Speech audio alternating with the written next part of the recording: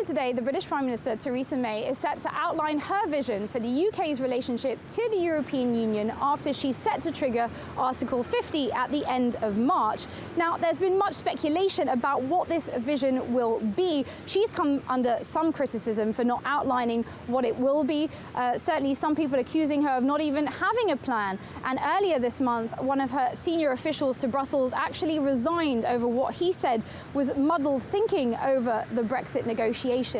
Now, it now looks set to be a hard Brexit, meaning that the UK will leave the single market and customs unions. Over the weekend, the UK Chancellor Philip Hammond made clear that the UK would prefer to remain an EU-style economy, but if that wasn't possible, then it would be something different. What that different means remains to be seen. Some talk of a possible Singapore-style tax haven on the edges of Europe, something certainly the EU wouldn't be too keen on.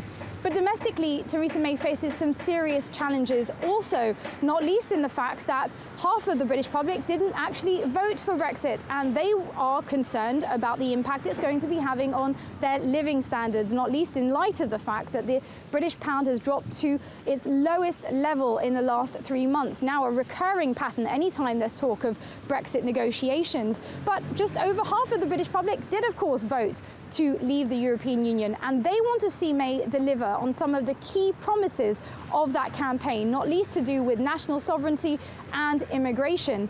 And finally, the backdrop of all this, of course, is the Supreme Court decision at the end of this month, which may ultimately decide that the decision to trigger Article 50 doesn't actually lie with the Prime Minister, but with MPs.